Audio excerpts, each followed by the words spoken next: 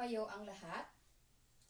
Bago tayo magsimula sa ating talakayan para sa araw na ito, hinihiling ko muna si Binibining Adlaon na pangunahan ang ating panalangin. Amen. Maraming salamat, Binibining Adlaon. Magandang umaga sa inyong lahat. Okay, magandang umaga. Harapin ang inyong mga katabi at sabihin, huwag kang mawala ng pag-asa, makakaya natin to. Bago kayo umupo, ay hinihiling ko muna na pakiayos ang inyong mga upuan at tingnan ang mga basura sa ilalim nito. Maaari na kayong umupo.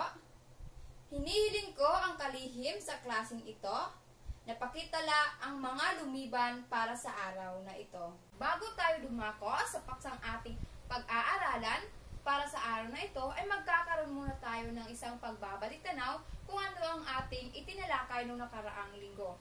Sino ba sa inyo ang nakakaalala kung anong paksa ang ating tinalakay noong nakaraang linggo? Yes, Binibining Beth, ano ang iyong natatandaan tungkol sa ating paksa noong nakaraang linggo?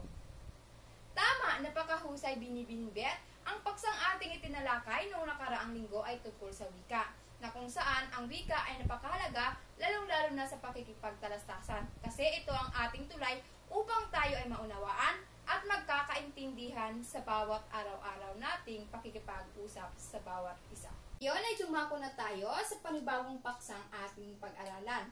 Pero bago iyan ay magkakaroon muna kayo ng isang aktibidad dahil may inihanda akong mga larawan at inyong sasagutan ang mga ito. Ito ang unang larawan. Sino gustong sumagot sa unang larawan? Okay, Ginoong Ben, ano ang iyong kasagutan tungkol sa larawang ito? Maraming salamat, Ginoong Ben.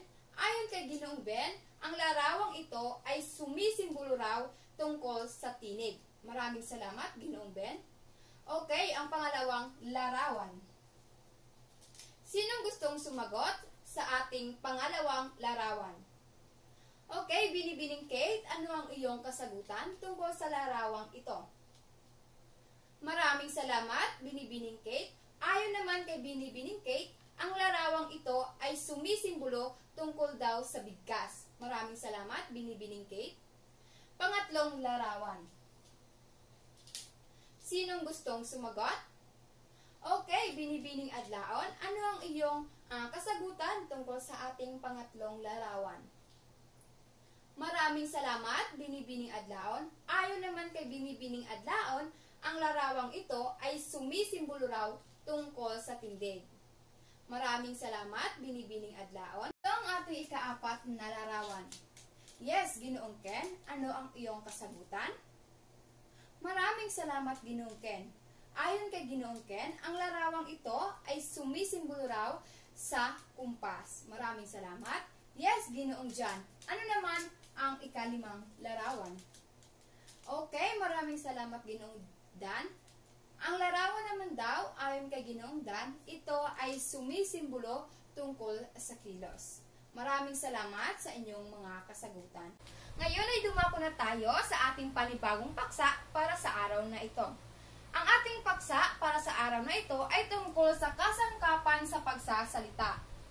Ang kasanayan sa pagsasalita ang hihikayat sa tagapakinig upang sila'y patuloy na makinig sa tagapagsalita.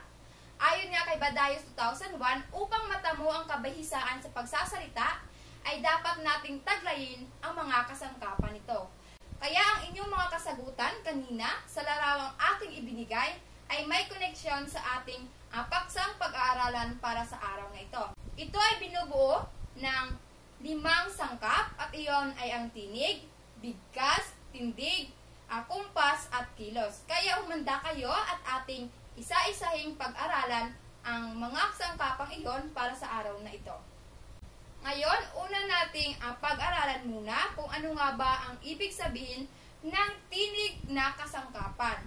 Kaya, sino gustong bumasa sa salitang tinig? Okay, Binibining Jepson, maaari mo bang basahin? Pag sinabi nating tinig, isinasaalang-alang Sa bahaging ito, ang tulin o bilis ng pananalita, pagbibigay ng mahalagang salita o mensahe na kinakailangang maunawaan ng tagapakinig. Ang tono ng pananalita, pagtaas at pagbaba ng mga tinig, paglakas at paghinto ng mga tinig. So, iyon ang ibig sabihin ng tinig na kung saan sa bahaging ito ay isinasaalang-alang ang salitang tulin o bilis sa pananalita. Pag sinabing bigkas, ay napakalagang maging wasto ang pagbigkas ng isang pagsasalita. Kinakailangan rin na mataas at malinaw ang pagbigkas natin sa mga salita.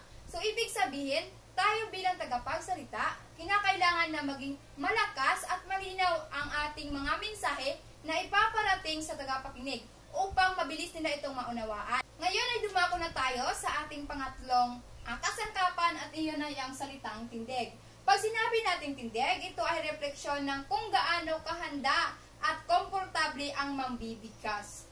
Kumbaga, ang ibig sabihin ng tindig, yung tagapagsalita, kung gaano siya kakomportable o handa sa kanyang ibibigkas. Ngayon ay dumako na tayo sa ating ikaapat na kasangkapan sa pagsasalita, iyon ay ang kumpas. Yes, Ginoong Zep, maaari mo bang basahin kung anong ibig sabihin ng salitang kumpas? Maraming salamat, Ginoong Zep. Sinabi natin kumpas, ang kumpas sa kamay ay mahalaga rin sa pagsasalita. Ang kumpas sa kamay ay kinakailangan upang maging angkop sa diwa ng mga salita o mga salitang binibitawan.